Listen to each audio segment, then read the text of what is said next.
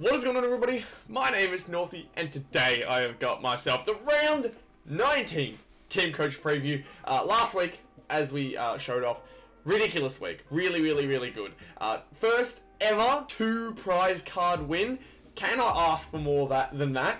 I was thinking about rocking with the same group. However, 1, that's not entertaining. You guys want to see me change it up. And 2, I don't think it's safe to just stick with the same team.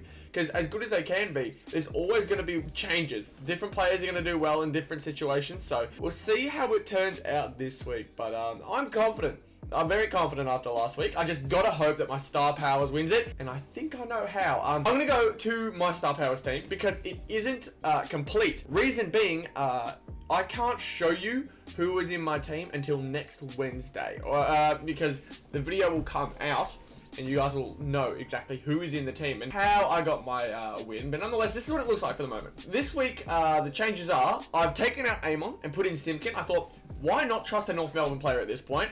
They've proven to me, especially over the last 2 weeks, Jai's gotten over 100 each time. He's a midfielder for our team, so when he does, when North do end up being competitive, Simkin does play well, so hopefully we can get more from him again. Amon would be the easier choice. However, they are up against Geelong, so it could be a little interesting, could be a little difficult. Who knows, maybe Port are just as rough and can stick at them to try and get themselves a hard-fought win against Geelong, but it's going to be a tough one. And Simkin, he's been playing well. They're up against Hawthorn, so maybe not, who knows. Then we go to Classic. Luke Parker stays as just a regular silver star power. I was thinking about putting him as double, and I do pretty much every week between Anderson and Parker because I have both of their double star players. I meant to say team star, but you get what I mean. Noah Anderson in there with 81. Hopefully this ends up being a good choice this week. It was a bad choice by 6 points last week, so let's see whether we can switch it up this time around. Bontempelli after last week absolutely deserves this spot, and as I mentioned previously, Josh Kelly, he had the 52. Now, I have been informed that he was concussed and he was actually having a half-decent game, which I hadn't noticed. I saw he was injured, but I wasn't sure whether he was concussed. But it was confirmed a concussion, which means he's out for the next week. So hopefully he gets a speedy recovery. Best wishes to him. But luckily, I think I have a replacement.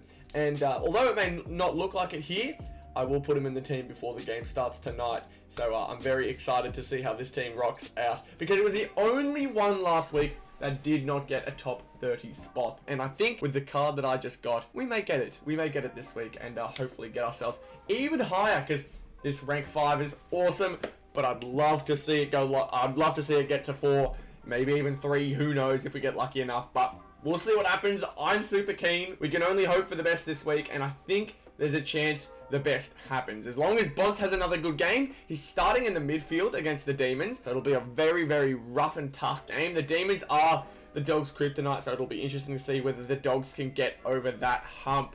But very exciting stuff here, and hopefully things go our way, as mentioned previously. But Hales is right on our tail, so let's hope that with the good week that we're hoping to get, we can keep ourselves ahead, because Hales definitely is a massive threat to get into the top 5 in the next week or so. So we'll see what happens. Nonetheless, happy with what's going on. Although Tom Mitchell is there, he is not the player, and I'm excited to see how the player I do have will go. But we go to top team now. This is what it's looking like. Now, you may ask why some of the changes. Number 1, St Kilda versus West Coast. West Coast don't have a, big, crazy ruckman, and Rowan Marshall, I think, can do well. Injury concern is one of the big things. Rowan has had a pretty rough season for 1, injuries, and 2, consistent play. So hopefully we can manage to pick him out with a good week against West Coast. West Coast are getting better, but again, the ruck comparison, I think Rowan Marshall will be able to take it quite comfortably and have himself a good game. He can get some marks, disposals, he can do a fair bit, so I'm hoping we can get some more from him. Hopefully get some more hit outs. We'll see what happens, but we check here. Averages 19 for the season with 15 disposals and a few marks. So let's see whether you can get him over 80 this week. I'm keen to see whether that'll happen. But we stick with Rory Laird. Rory Laird, I mean, he absolutely deserves it. He was a ripper last week, and I think it's the highest average player at the moment, by a long shot too. Averaging 105 for the season is not an easy task. Do I think he'll get 20 tackles again? No, absolutely not. But hopefully some marks in there. It is at the SCG, so there is potential for wet weather conditions again. And from what we know, he's a crash and bash type player. There's a good chance that with those conditions, if it is wet and rainy, Rory Laird will still thrive. So it's good to know we've got a really, really good midfielder in Laird at the moment. And then my back this time around is Nick Vlastuin.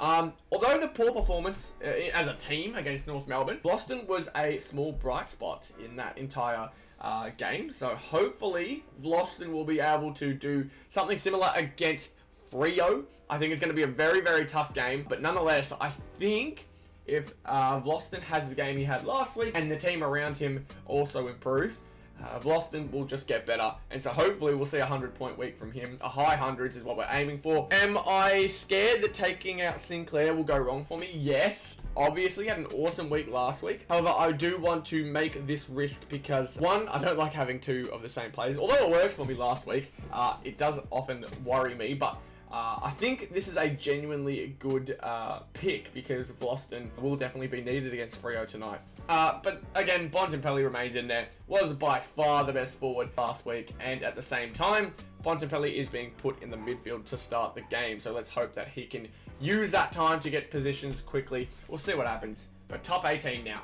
We'll check the rankings, obviously, as we saw last week. 469 points. Amazing. Rank 4 for the season now. Doubly amazing. Let's see how high we can go because top 4 for the season is awesome. We can get any higher this week. That'll be amazing. That'll be like out of this world. But top 18. Let's have a look.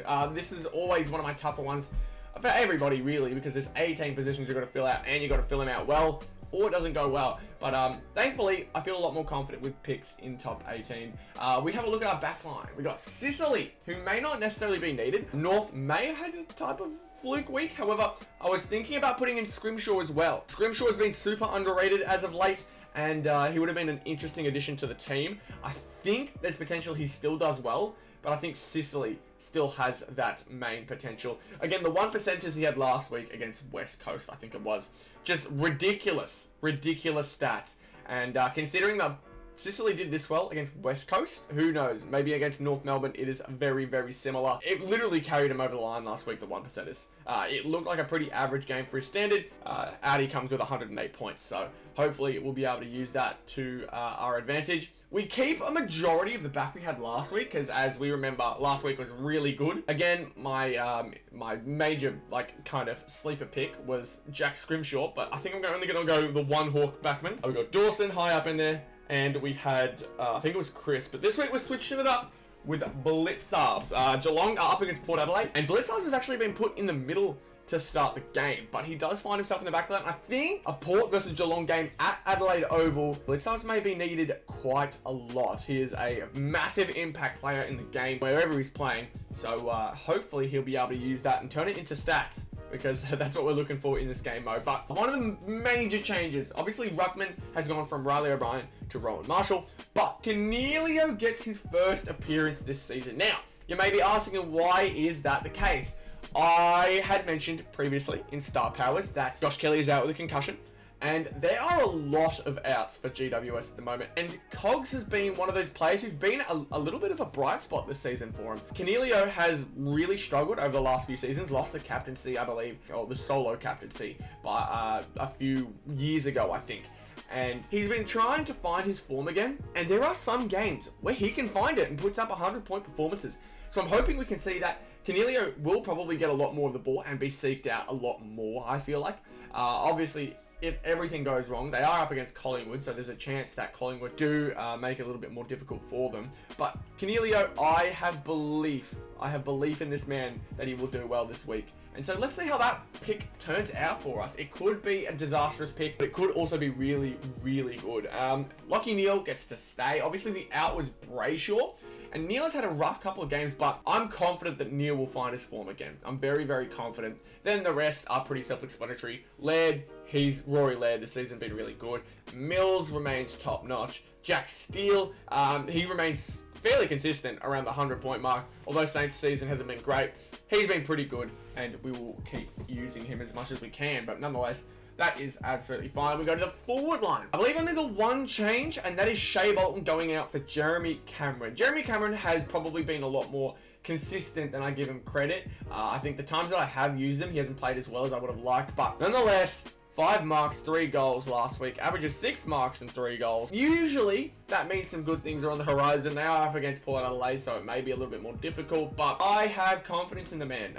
Alir will be a tough ask because he plays a little bit like Stephen May in that roaming backman who will always try and pick you off and make it difficult for you to get those leads, but Geelong seem to find a way this season. Tom Hawkins, Jeremy Cameron, they're finding ways to kick goals. Last week was an amazing goal from him. That'll be interesting to see whether Cameron can produce the same glory. But we remember last week, we had the top 3 players, so we're keeping all of them. Dylan Moore, Himmelberg, Bontempelli, they all played amazing. Cameron is the other one that is coming in. Smith did well last week, so it'll be interesting to see whether he gets his run in the mid and gets those extra marks and tackles that we expect from him. You see here for 4 marks. Didn't kick a goal, but that could always change. And the last one was Jackson. Again, getting a run in the ruck. I don't know whether I wanted to change him out or not. I really want to try and give Tex Walker more goes, but I honestly just don't know how I'm going to. He averages 79, which is really, really nice, and probably just a lot better than Jackson in general, yeah. But Jackson has more opportunity, and with that opportunity, I hope he grabs it and uses it to pull off an amazing week, because like he very much needs it in terms of the amount of like talk and money being thrown around his name. It's really important that he has these good weeks, and so I'm going to make the most of his hunger to try and play well, and hopefully that'll result in a good week in terms of points. But we checked the ladder last week. Obviously we finished second, an amazing week for top 18 and top 4, but the season rank has got to go down. We've got to try and find ourselves back in that top 10 somehow, and even with a rank 2 game that didn't even get us in the top 10, that's really, really tough. Obviously this top 10 seems to be really locked in. I'm really trying hard to crack into it again, but the poor performances have pushed us out, and the good performances have only crept us a little bit closer. We only went up 1 spot with a 2nd place finish last week. So I'm hoping that we can manage to repeat here. If there's anywhere I want a prize card, obviously Star Powers is number 1, but number 2, and a very close number 2, is top 18, because I want to get into the top 10 here really, really badly. I'd love to see a top 10 across the board by the end of the season, maybe even a rank 1 somewhere if I can manage to do that somehow. But we will see. We will see. Hopefully this turns out all right by the end of the week. It's getting very exciting now. We're going to check the tips very quickly. Obviously I'm not crazy with tips this season, but we have a look. I've tipped North this week. I believe in my team. I believe in them after last week's win. I think they have what it takes to play a good game and make sure that the Hawks don't sleep on this team for as long as they have been. They beat us quite convincingly at the start of the season. However, I think maybe this time around we can make things change. I think this is the 2nd time I've tipped them against Hawthorn. Maybe the 2nd time things go wrong. Who knows? But this Brisbane versus Gold Coast game, I picked Gold Coast. I'm not sure whether I'm confident in that pick anymore. I kind of want to pick Brisbane, but same time, you never know. I'm really tempted to press Brisbane now, but I was confident with Gold Coast, so I'm going to keep it. Carlton versus GWS, I picked Carlton. I think I said Collingwood originally, but no, they're up against Essendon. Carlton will quite convincingly beat them.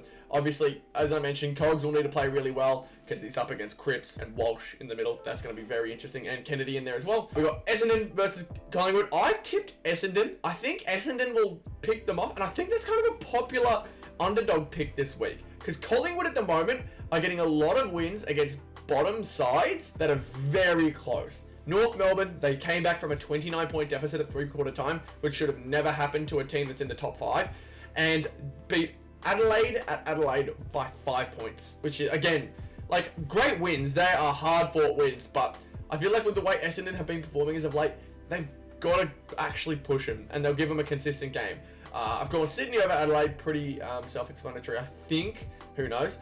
But we've gone Freo over Richmond after last week's performance from Richmond. I don't believe they will get this one.